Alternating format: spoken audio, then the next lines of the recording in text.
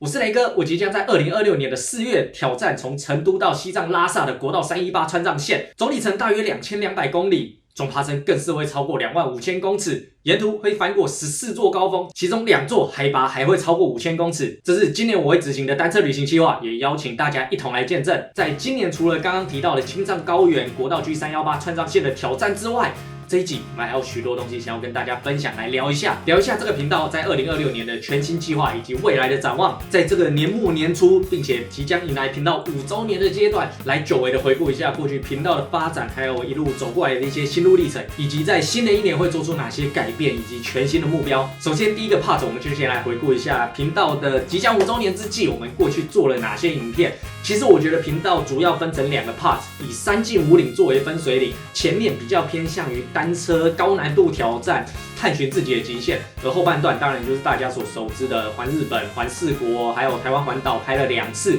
还有最新即将完结的环北海道篇。其实在前面频道一开始大概前面80集左右，有蛮多高难度挑战，自己回想起来都觉得有些疯狂，不管是台3线啊，然后还有台湾人已经骑到非常腻的北高双塔。随着物价飙涨，其实我觉得单车挑战现在也是越来越疯狂，从以前的哇你骑完双塔了，到现在好像没有一个西4塔都没有办法拿出来收嘴的程度。当然我也有骑过北横加5岭、苏花加5岭，其中最具有代表性，至今仍在我频道首页最让我骄傲的一次骑乘，当然就是3进5岭了。在3年前左右的3进5岭，那个时候我骑了47个小时，里程骑了470公里，总爬升超过了11600。在频道的前期，其实最主要的就是围绕着一个主轴，就是我的极限到底在哪里。每次在骑一些高难度挑战的时候，我都有一个疑问，就是我明明很累了，想放弃了，可是如果再挤那么一下，好像又可以继续撑下去，撑着撑着，莫名其妙就骑到终点了。那还有没有办法再撑？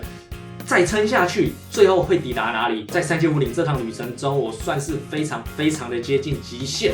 我也觉得我找到这个问题的答案。人的内心并没有想象中的这么脆弱，但是身体也确实有它的极限在啊。直到现在，我都还在为了3进5岭所还债，膝盖也好啊，腰也好啊，然后还有最新的阿基里斯腱也是。在3进5岭之前，我觉得可以归类为拖鞋骑士雷哥的第1季，就是纯粹的热血拼劲，然后去挑战各种高难度路线的里程。虽然那个时候剪片还不成熟，节奏有点快，然后有点眼花缭乱的感觉，但是我可以明确的感觉到自己在成长，自己也是非常乐在其中。相信观众也可以感受到这一股热情跟热血。3进5岭可以算是解答了我过去的所有疑问，但是它也变相的塑造出了一个好像没有办法逾越的里程碑。再加上频道也陆陆续续拍了很多影片，感觉好像附近周遭可以拍的路线都骑过了，也渐渐的失去了一些新鲜感。当时就有点不知道接下来还可以怎么骑，还可以怎么拍。所以在后来，除了前面高难度热血的挑战以外，也慢慢结合单车露营旅行的挑战，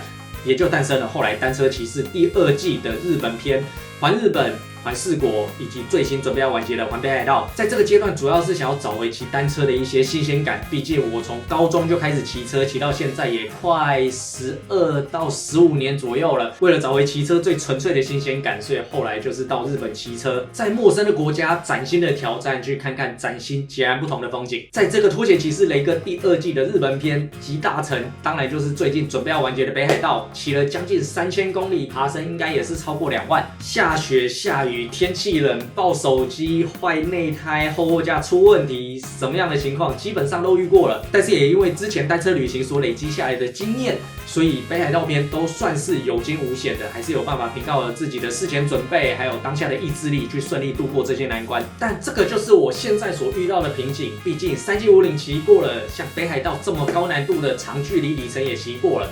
我好像变得比较难兴奋起来了。包含接下来我即将要挑战的青藏高原、西藏线，虽然高原的路线海拔缺氧的情况是我第一次所挑战没有见过的，但其实我现在已经可以想象得到我会在这一条路线上面发生什么事情，包含高海拔可能会带来的头晕、想吐、四肢无力，没有什么办法骑车，只能下来牵车。但是按照我的个性，我还是会慢慢的骑，慢慢的走路，想办法一步一步的前进。路上可能会有一些大大小小的车况，但是我可以凭借着我的备品，然后还有加上国道318也不算是特别偏僻的一条国道，其实我已经有办法想象的出来，最后我还是有办法成功的去完成这一个算是非常高难度的挑战。这个就是我现在所面临到的问题，就是我觉得我在单车上面的成长曲线已经去饱满，骑了这么久的车，我当然也非常了解自己，就感觉好像已经没有什么样的困难可以让我感到兴奋、跃跃欲试的这种感觉。不只体现在单车上面，其实剪片也是一样的，从一开始的节奏很乱啊，流程没有统一，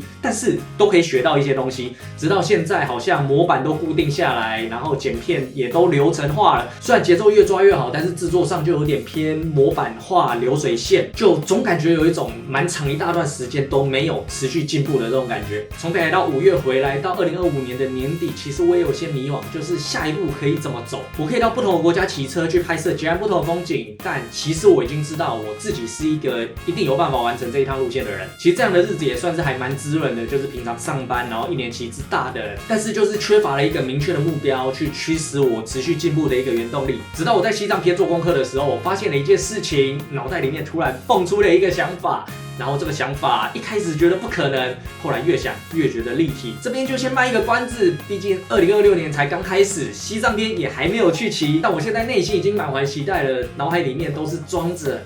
这个计划的细节啊，要怎么去实行，要怎么去达到这个目标。所以以这个目标为大前提，在2026年我们会做出一系列的改变，不管是骑乘也好，剪片也好。接下来就让我来一一介绍。第一个，从西藏片开始，我希望在我的影片当中加入空拍机视角。我觉得空拍机是一个非常厉害的东西，它可以用最简单的画面给观众完全不一样的视角，非常震撼。我自己也有在看刘伟元的影片，哇，那个风景真的只要空拍机一飞出来，整个壮丽的山川拍下来，在影片当中穿插着空拍机的素材，这绝对是一个大大的加分。之前一直没有把空拍机加入我的摄影器材里面的原因，是因为我觉得飞空拍机蛮花时间的，再加上我的个性比较急、比较精实，所以在路上操作空拍机的那个休息时间，我就觉得好像有点蹉跎。但从北海道回来之后，其实有一点想通了，其实观众不会去在意你今天是骑100公里还是160公里。既然在骑单车的成长曲线已经趋于饱满的情况下，那我们就在剪辑上面下功夫。毕竟一段壮丽的空拍机视角的素材，它是不需要任何单车的技术门槛，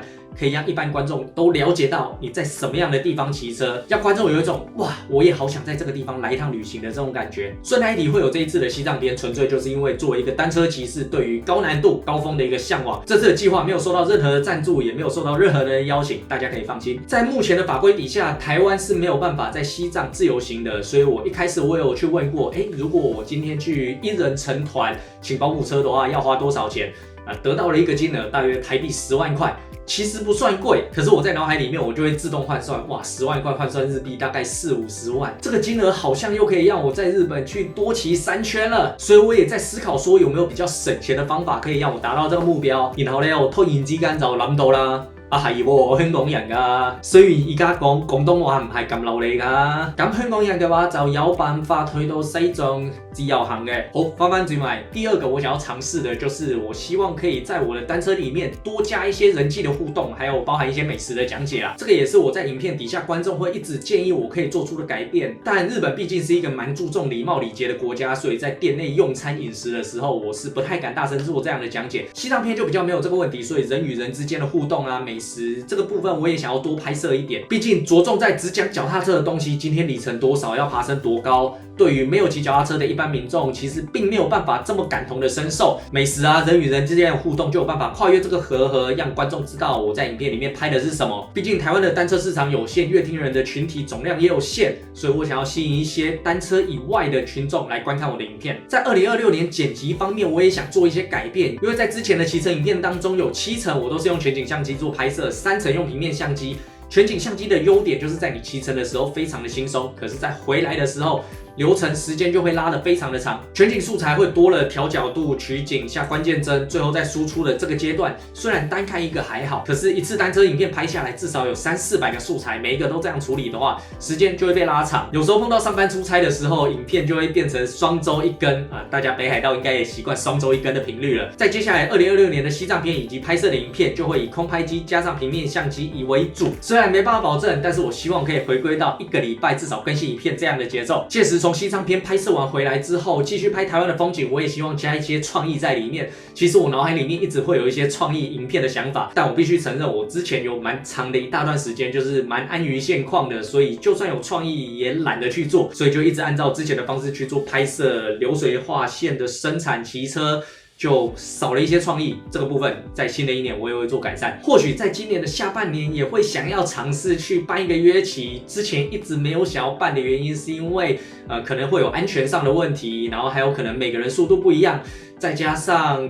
我一直觉得，如果我办约骑的话，可能现场不会有人。就毕竟我也算是一个蛮小众题材的小众 YouTuber， 就蛮担心万人响应一人到场的。约骑部分我还在评估，可能会落在下半年，这个部分就再看着办。最后再来分享一下我现在的想法，为什么我现在会决定说开会员的订阅以及超级感谢这个功能？不如说频道到现在已经做了5年了，为什么现在才开启赞助的功能？会开启这个频道，其实一开始就是兴趣的性质，就是我抱持的，我骑得开心，拍得开心，然后观众也看得开心这样的模式去经营，所以也不会特别在意订阅数啊、流量啊、点阅之类的，就是我只做我想做的事情。再加上我对于我自己的标准一向比较高，所以我就觉得好像一定要是骑车的影片，骑得够难够长才会去拍摄，然后做出一则影片呈现给大家看。对于一些业配的邀请，我也没有积极的去接受答应，毕竟我也没有这么单纯天真到觉得可以凭靠着单车兴趣拍影片就可以养活我自己，所以在之前的这5年间，我都是秉持着一个就做兴趣，大家开心就好了这样的一个心态，单纯做兴趣，佛系更新，这并没有什么不好。但我就会有一个疑问，就是如果我开了会员，开了赞助功能，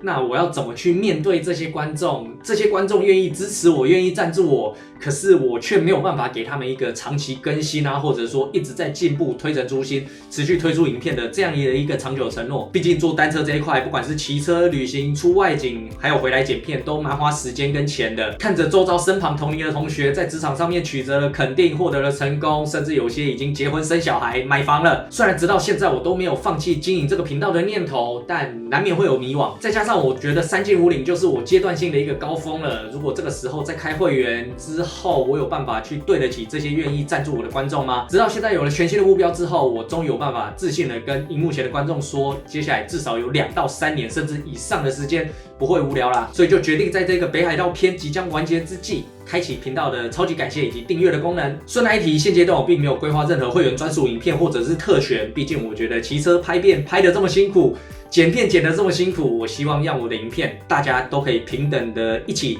有办法看得到，就是比较单纯纯支持的性质。我的初衷也没有变，我希望单纯的骑车去拍摄美丽的风景，也希望能够跟观众分享我在骑车当中最单纯的喜悦以及获得的成就感。以上就是这一集我想要跟观众传达的内容，也好久没有拍这一种跟骑车无关的杂谈影片了。这如同前面所说的，除了川藏线以外，在2026年我们还会做出许多一系列的改变。之所以会踏出舒适圈，做出一连串的改变，也都是为了在西藏篇的接下来下一个重大的目标，也请大家拭目以待。在影片的最后，如果大家喜欢我的单车影片，还请大家按赞、订阅、分享、开启小铃铛。哇，好久没有讲这一句话了。如果之前有看过我的单车影片，觉得还不错，但是还没有订阅的，也可以订阅一下。除了按赞订阅以外，我也非常谢谢能够在我影片下面留言的观众。对于一个创作者而言，最重要的就是目标与动力，而你们的每一则留言我都会看过去，尽可能的会回复。看到你们的留言，我也可以感觉得到啊，原来我做的影片是有人看的，获得满满的热情与支持。好啦，那我们这集影片就到这边结束啦。我个人是非常期待接下来的2026年。